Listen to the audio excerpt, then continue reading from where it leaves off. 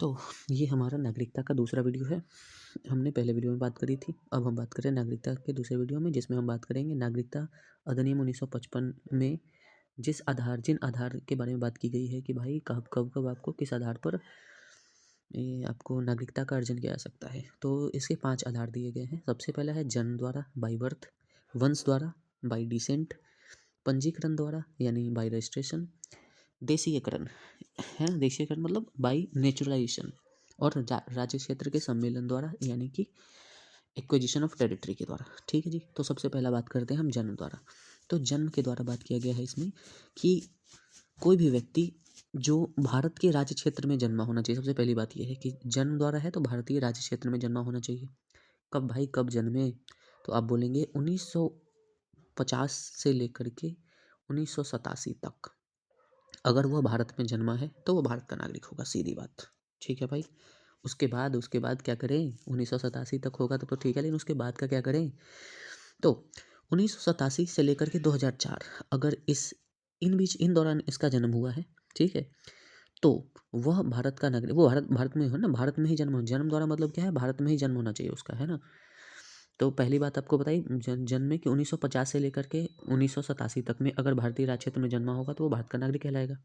दूसरी चीज़, अगर उसके बाद में बात करेंगे तो 1987 से लेकर के 2004 तक अगर वो जन्मा होगा भारत में तो वो भारत का नागरिक कहलाएगा जन्म द्वारा, अगर माता पिता में से कोई भी एक भारत का नागरिक रहा हो।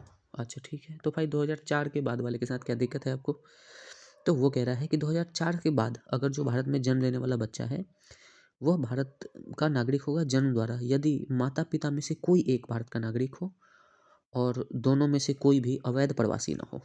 ठीक है जी। तो आपको इससे 3 बात पता चली जन्म द्वारा में। क्या क्या?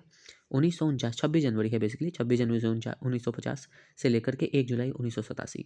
तो 1950 से लेकर के 1987 में अगर भारतीय राज्य क्षेत्र में जन्मा होगा तो वो भारत का नागरिक होगा। ठीक बात है। अगर 1987 से लेकर के 2004 तक में जन्मा होगा तो उसके माता पिता में से कोई भी एक, है ना, भारत के नागरिक रहना चाहिए। ठीक है भाई। और 2004 के बाद अगर कोई जन्मा होगा तो माता पिता में से कोई भी एक, है ना, भारत का नागरिक होगा और साथ में दोनों में से कोई भी अवैध प्रवासी नहीं होना चाहिए, है ना। ठीक है जी। चलिए, ये बात हो गया जन्म द्वारा। अब बात आती है वंश द्वारा, वंश बाई डिसेंट। तो ये क्या है भाई? तो ये कहा गया है कि इसमें किसी व्यक्ति का जन्म जो भारत के बाहर हुआ हो जन्म, है ना, इसमें बात करेंगे भारत के बाहर जो जन्म हुआ उनका। तो ये कब से कब का है भाई? तो 1950 से लेकर के 1992 तक, है ना, अगर उनका जन्म भारत से बाहर हुआ है तो वो भारत का नागरिक कहलाएगा अगर उस समय, उसके जन्म के समय पिता भारत का नागरिक रहा हो, है ना। पिता अगर भारत का नागरिक रहा होगा 1950 से लेकर के 1992 में के दौरान अगर कोई बच्चे का जन्म, किसी का जन्म, है ना, अगर भारत से बाहर हुआ है तो वो भारत का नागरिक कहलाएगा कब? जब वो उसके माता है, जो जब उसके पिता, है ना, जब उसके पिता जो है वो भारत के नागरिक होंगे तब, है ना। चलिए भाई। तो 1992 वाले के बाद क्या क्या करेंगे भाई? तो आप बोलेंगे 1992 के से 2004, है ना, 1992 से 2004 के बीच में जन्मा बच्चा वो वंश द्वारा भारत का नागरिक कहलाएगा अगर माता पिता में से कोई भी एक, है ना, माता पिता में से कोई भी एक। देखिए 1992 तक, 1950 से 1992 तक में वह भारत से बाहर जन्मा होगा और वो भारत का नागरिक कहलाएगा कब?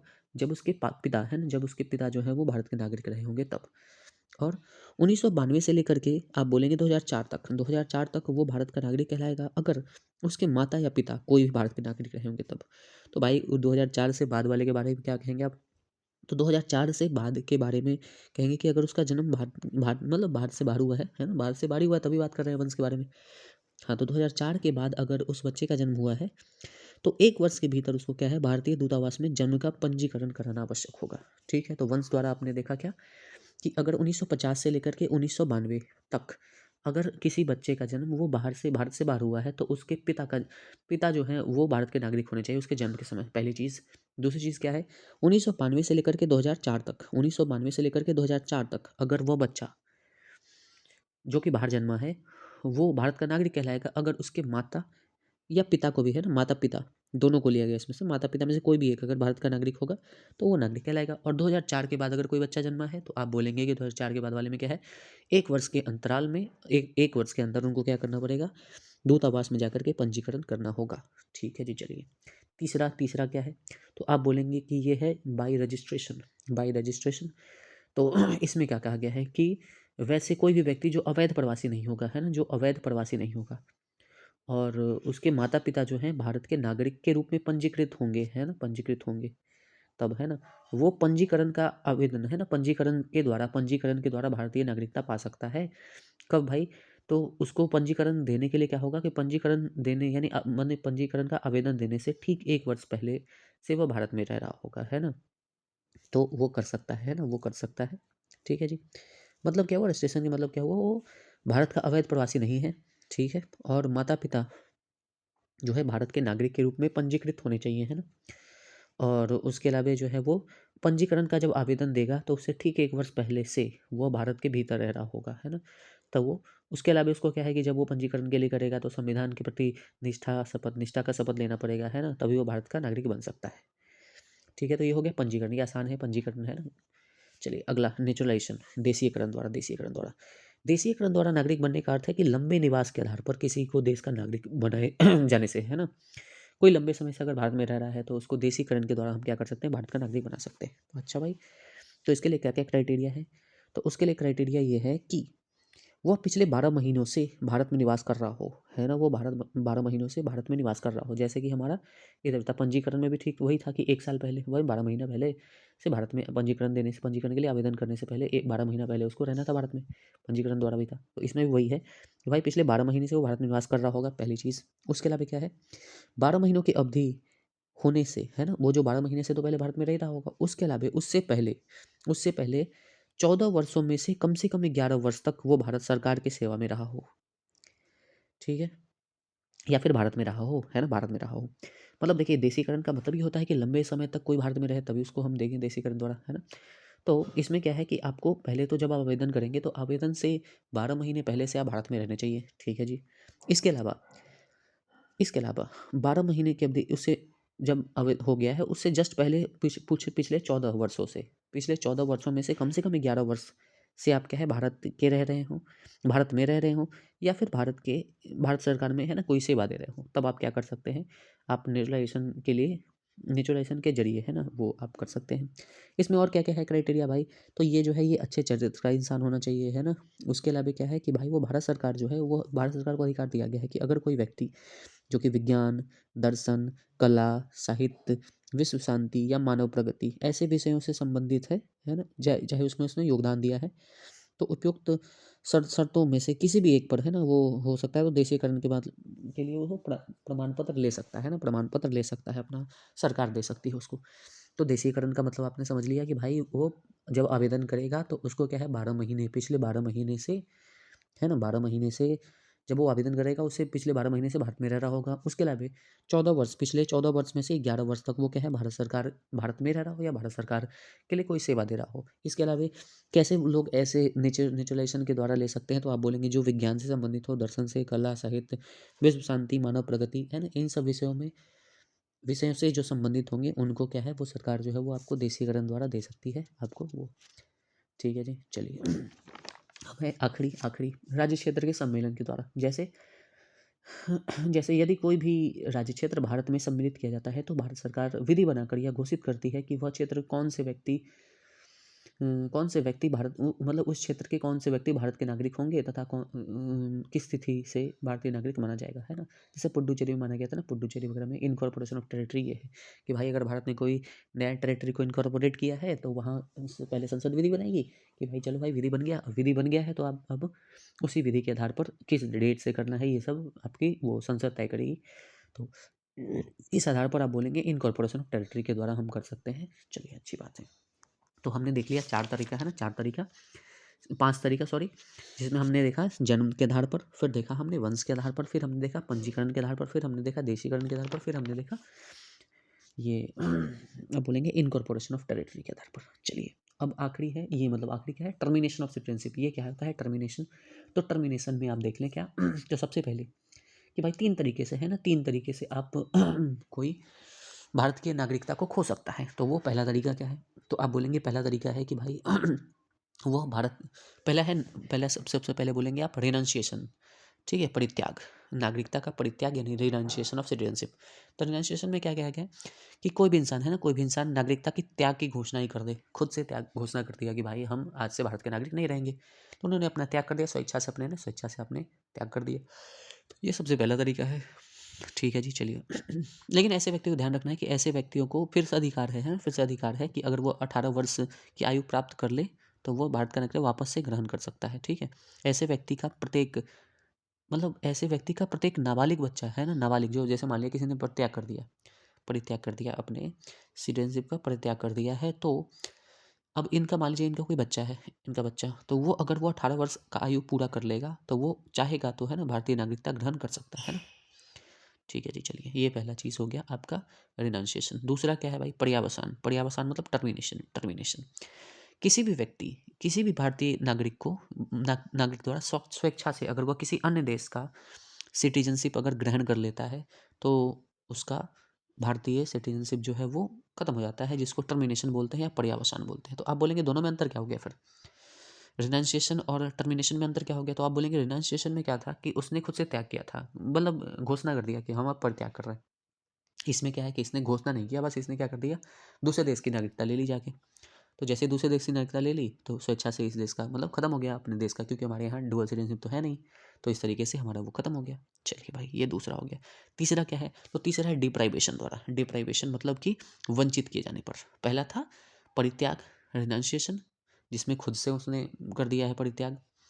दूसरा टर्मिनेशन, जिसमें उसने किसी दूसरे देश का नागरिकता ले लिया है, वो हो जाएगा। फिर तीसरा, तीसरा क्या है भाई? तो तीसरा है आपका डिप्राइवेशन। डिप्राइवेशन मतलब क्या है? तो डिप्राइवेशन सबसे पहले कि किसके लिए लागू होता है? तो आप बोलेंगे जो देशीयकरण या जो रजिस्ट्रेशन के द्वारा नागरिकता प्राप्त कर सकते हैं उन्हीं पर ये लागू होता है डिप्राइवेशन वाला। ठीक है भाई, चलिए, क्या है भाई इसमें?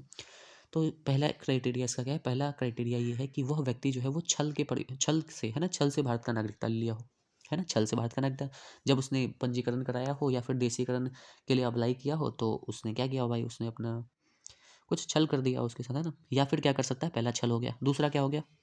दूसरा हो गया कि भाई उसने संविधान के प्रति अनादर या अनिष्ठा का भाव रखा हो, है ना, अनादर या अनिष्ठा का भाव रखा हो, तब ये हो सकता है। ठीक है। तीसरा क्राइटेरिया क्या है? तीसरा क्राइटेरिया है कि किसी युद्ध में जब भारत शामिल हो तो वह शत्रु देश के साथ अवैध रूप से कोई गोपनीय सूचना या अवैध व्यापार किए जाने पर राष्ट्र का विरोधी हो, राष्ट्र का विरोधी हो। तो भाई चलो, युद्ध में भारत अगर फंसा हुआ है और वो क्या है, शत्रु देश के साथ किसी तरीके से, है ना, वो सम्मिलित है, शत्रु देश या अवैध रूप से गोपनीय सूचना जो है वो आपको शत्रु देश को दे रहा है, तो इसमें भारत सरकार को यह अधिकार है कि वो वंचित कर सकती है। ठीक है भाई, अगला क्राइटेरिया क्या है? तो नागरिक के रूप में पंजीकरण या देशीकरण के बाद, देशीकरण या पंजीकरण के बाद 5 वर्ष में व्यक्ति को अन्य देश, 5 वर्ष में, है ना, जस्ट अगर मान लीजिए कोई व्यक्ति पंजीकरण या देशीकरण के बाद 5 वर्ष में व्यक्ति को अन्य देश में 2 वर्ष का कारावास नहीं होना चाहिए। भाई साहब, अगर मान लीजिए भारत में उसने नेचुरलाइजेशन या फिर आपको ये नेचुरलाइजेशन या फिर रजिस्ट्रेशन, है ना, इनके जरिए उसने क्या किया, भारत की नागरिकता प्राप्त करी, और अगले ही 5 साल में से क्या हो गया कि 2 साल वो कारावास में चला जाए, है ना, कारावास किसी दूसरे देश में, है ना, तो उसका क्या है, वो हमारा भारत सरकार इसका क्या है, डिप्राइव कर देगी उसको। ठीक है भाई, अगला क्राइटेरिया क्या है? तो आप बोलेंगे अगला क्राइटेरिया इसका हो गया कि भारतीय, अगर कोई व्यक्ति सामान्य रूप से 7 वर्ष से ज़्यादा, है ना, 7 वर्ष से ज़्यादा अगर वो भारत से बाहर रह रहा होगा तो उसका जो है वो सिटीजनशिप स्वतः समाप्त हो जाएगा। ठीक है भाई, ध्यान रखना है, नोट इस चीज़ को ले लेना है कि जो व्यक्ति जन्म के आधार पर भारत का नागरिक होगा उसे किसी भी स्थिति में नागरिकता से वंचित नहीं किया जा सकता है। ठीक है, किसी भी स्थिति में। एक चीज़ जो फैक्ट आपको याद रखना है, 7 वर्ष तक अगर वो भारत से बाहर रहेगा तो आपका नागरिकता अपने आप खत्म हो जाएगा। ठीक है जी, तो यहाँ हो गया हमारा नागरिकता खत्म होने के तरीके। ठीक है जी, इसके अलावा हम कुछ और फैक्ट हैं जो याद रख लेते हैं। तो नागरिकता जो हमारा पार्ट 2 में बात करते हैं हम नागरिकता के बारे में, अनुच्छेद 5 से लेकर के अनुच्छेद 11। अनुच्छेद 5 में क्या है? संविधान के प्रारंभ में कौन सा नागरिक होगा, नहीं होगा। ठीक है। अनुच्छेद 6 में क्या है? पाकिस्तान से भारत को प्रवचन करने वाले कुछ व्यक्तियों पे नागरिकता का अधिकार, पाकिस्तान से जो भारत आएंगे, ठीक है, उनके लिए है। तीसरा क्या है, अनुच्छेद 7 क्या कहता है? पाकिस्तान से भारत आए, ठीक है, पाकिस्तान से प्रवचन करने वाले कुछ व्यक्तियों के नागरिकता का अधिकार। प्रवचन मतलब माइग्रेशन, है ना, माइग्रेशन, पाकिस्तान से भारत को माइग्रेट करके आए और जो कुछ लोग जैसे था ना अनुच्छेद देखिए 6 में क्या है, जो भारत से जो मतलब पाकिस्तान से जो भारत आ गए उनके लिए है, ठीक है। अनुच्छेद 7 में किसके लिए है? तो अनुच्छेद 7 में है पाकिस्तान से जो पहले भारत से जो पाकिस्तान गए और फिर पाकिस्तान से लौटकर भारत आए, तो उनके लिए है ये बात। 8 में क्या कहा गया है? तो भारत से बाहर रहने वाले लोगों भारत से बाहर रहने वाले भारतीय उद्भव के कुछ व्यक्तियों की नागरिकता के बारे में चर्चा किया गया है। अनुच्छेद 8 में है ना, अनुच्छेद 8 में। अनुच्छेद 9 में क्या किया गया है? विदेशी राज्य की नागरिकता स्वेच्छा से अर्जित करने वाले व्यक्तियों का नागरिक न होना, कि भाई अगर किसी ने आपने अगर विदेशी राज्य का नागरिकता ले लिया है तो आपका आपने बताया भी था जब हम पढ़ रहे थे पर्यावसान टर्मिनेशन, कि अगर वो स्वेच्छा से अगर कोई दूसरे देश का नागरिकता ले लेता है तो भारत का नागरिकता खत्म हो जाएगा। ये अनुच्छेद 9 में कहा गया है, ठीक है। अनुच्छेद 10 क्या है? नागरिकों के अधिकार का बना रहना। अगर मान लीजिए कोई कानून बनाती है भारत सरकार, तो नागरिकों का जो अधिकार है वो बना हुआ रहेगा, वो छीन नहीं जाएगा, ठीक है जी, ठीक है। फिर अनुच्छेद 11 का गया, संसद द्वारा नागरिकता के अधिकार का विधि द्वारा विनियमन किया जाना। संसद को अधिकार दिया गया है कि आप नागरिकता पर विधि बना सकते हैं, ठीक है जी।